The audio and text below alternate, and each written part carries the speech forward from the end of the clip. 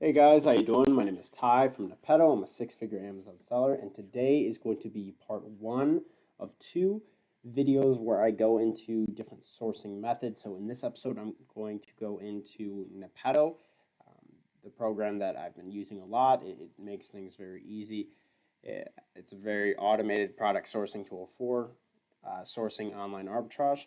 And then second video, I'm going to go into the old tried and true method of reverse sourcing. And what we're going to do is we're going to find a good product through Nepeto first, and then we're going to use that quality product and then go to all the sellers on that and reverse source the product in the second video. So after you watch this video, go check out the second video. It should be up, or if it's not, just wait a little bit, couple days maybe, and it should be up.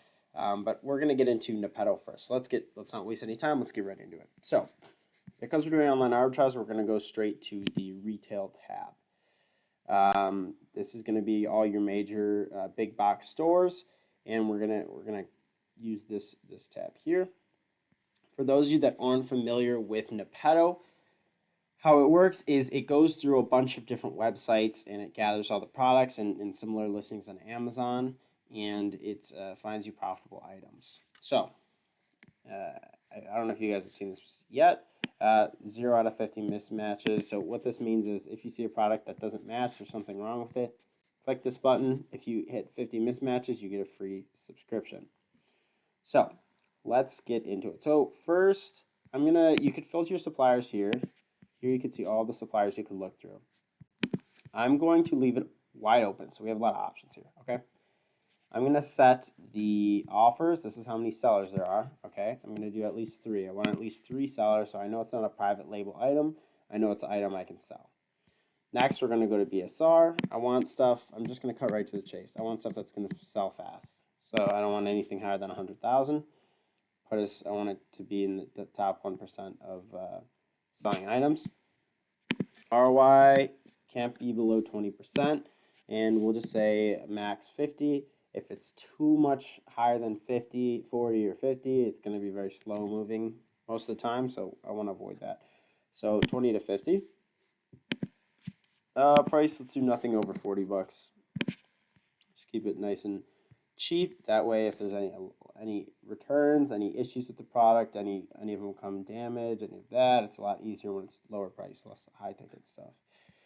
So, category, usually I'll leave this open, but let's do grocery today, because I find a lot of good products in grocery. I think grocery is going to be good. Another positive thing about grocery is that there's no returns on groceries on Amazon. So it's very good because, on an average Amazon seller, they'll have, maybe a 5 to 10% return rate, maybe lower than that, maybe higher than that. In my experience, mine has been between that range, 5 to 10%. When you're selling more groceries, that return rate is going to be lower. And all in all, it's going to be better for you. So we sorted through groceries, okay?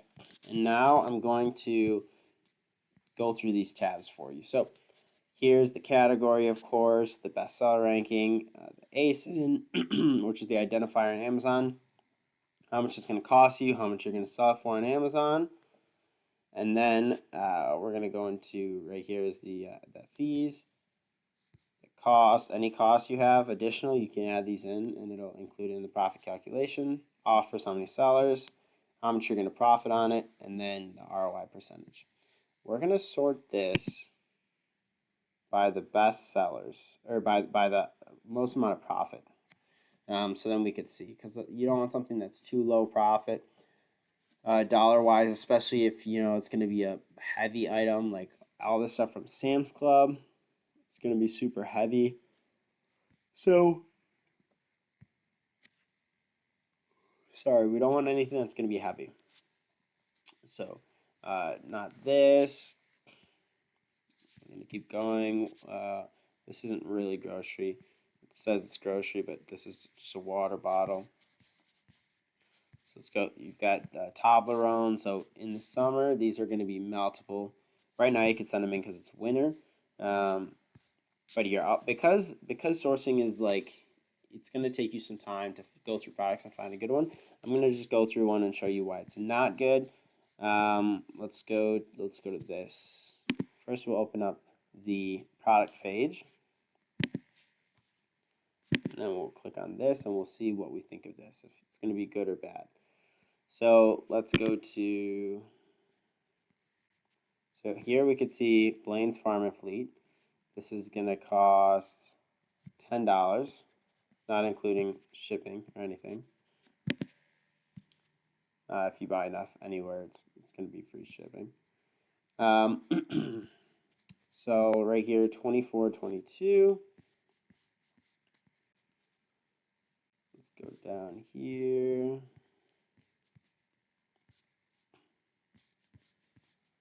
Let's wait for the keep to load.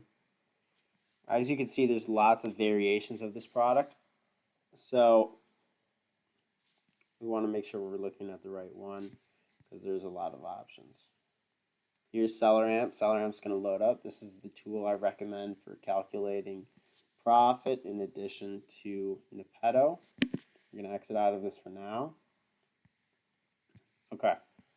So according to the Keepa looks good.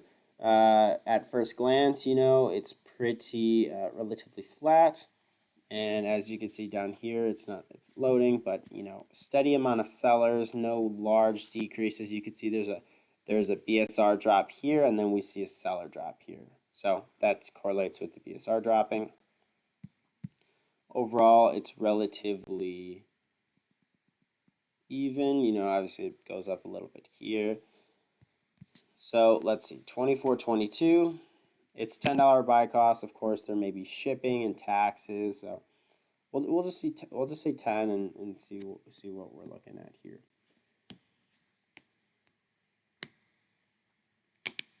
All right. So or we'll say 11. You know, minus shipping and maybe some other fees.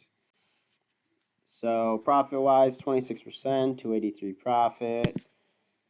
Well, let's match the buy box price right here. So 24.22. All right. So in this instance, it is profit-wise, it's a good product. All right. But here we see it only says 24 estimated sales here. Let's go to the Nepeto advanced data right here and see what it thinks. It thinks here, estimated monthly sales 52. Both of them, that's not great. So our profit's good. Now our biggest thing we need to think about is velocity. So we got to go down here, data,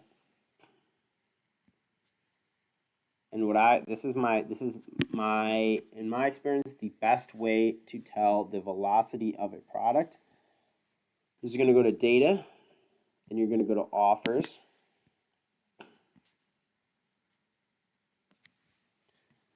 I'm going to let this load up here, and then this is going to show all the people that are currently selling it, the data on them. It's not going to show all the people that sold it before but sold out. I'm just going to exit out so we don't just delay me. So it's going to show all the people that are currently selling it and their sales velocity. But I want to click include historical because this is going to show us all the data. So then it shows us, this number didn't change, it must not have been that many people that sold out. 478 sales, which is good at face value. However, 419 came from this one seller with 18,000 reviews. So, you know, most new sellers, most people are not going to compete with him. This guy sold 40. He's got 468, 18, 605. So now when we start to see people that have lower reviews, more like a lot of you guys, a lot of new sellers, 56 reviews, 1, 0, doesn't say. And then we go to the buy box data. Buy box statistics here. We're going to see if it correlates to that. So first seller is 37% of the buy box. This lady has low sales, but we weren't able to see her sales data, so we don't really know what to do with this information here because we couldn't see how much she was selling.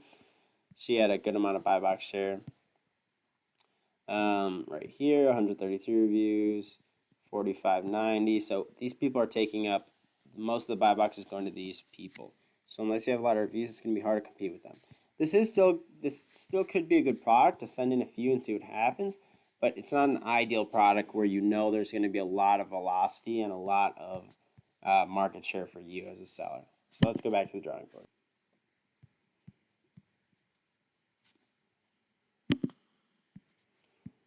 So what we're going to do here is look again, keep looking, and we want to avoid heavy things.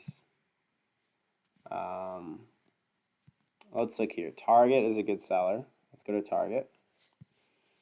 So we're going to click on the listing here.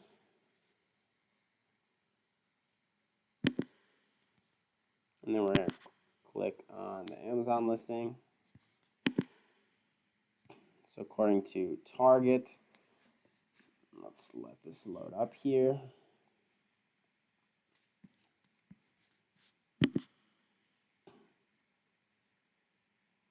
So this item is selling for $16.77. That's the buy box price. And we're looking at a buy cost from Target of, one moment, $5.39. Obviously much cheaper, less than a third of the cost, which is a very good sign. You know, when you're looking at items that are selling on Amazon, you want to find something, you want to sell something that's selling for about double because of fees and such. So we're gonna wait for this to load up. Keepa looks good. Obviously, we're seeing a slow descend, and offers are rising a bit. So just remember that in the long, this isn't going to be a product that you're going to sell for a couple months or 3 months. It could be, but we see the price is starting to drop. But I still think this is a good product because, you know, we're seeing a slow drop, and as we see, the profit's going to be pretty significant, which is going to allow you to still sell it for a while, even though the price is slowly decreasing. A lot of products are cyclical, and you got to just sell them in the times when they're good. Not every product's going to be good forever. You will come across some, but the goal is to have a variety of products. So $5.39, $4.98, $14.98. It's actually selling for $16.77. You know, update this. $5.39. I'm not inputting all the shipping and taxes, but let's say we're going to be at a final cost of $5.70. So this puts us at a 50% profit, $2.85 profit, 50% ROI. This is pretty good. This is really great. 50% ROI is great. Margin, we're looking at 17% margin. If you haven't seen the other videos, margin is the percent of profit compared to the sale price, and ROI is the percent of profit compared to your buy cost. So 285 is 50% of 570. Your margin can only go to up to 100%. ROI could go over 100%. In the terms of how margin and ROI works, not on this product specifically. So we know the profit's good, but let's see if we're going to have the same issue as the jerky from before.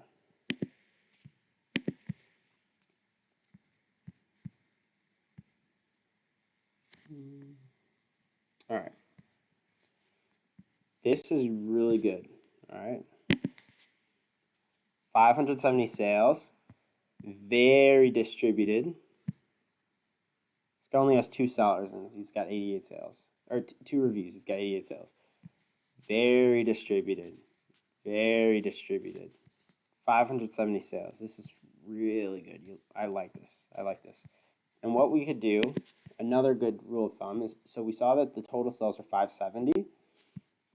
We find all the sellers that are with, all the FBA sellers that are within 5% of the current price, all the sellers within 5% of the competitive price that we're selling at, and count that number up, and then divide the sales by that number. So we're at $16.77. 5% of this is going to be about 80 cents, which is going to put us at about, you know, $17.40.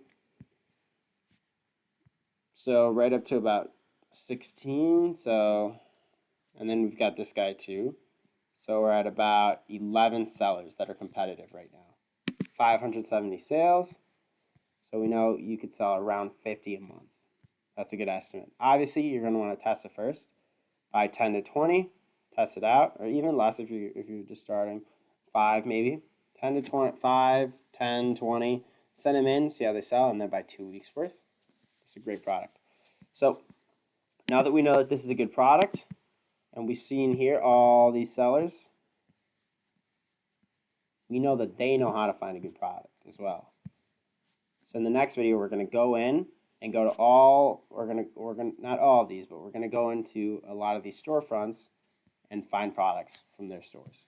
So go check out the next video once it gets uploaded, and you'll be able to see all the products that we're finding from that. And this product is free game. If you guys want to go sell it, be my guest, but just be aware that everyone that's watched this video is going to try to sell it as well, and all the other products within the series. So you take that with a grain of salt. If you have any questions, leave them below. And thank you very much. You have a good one, guys.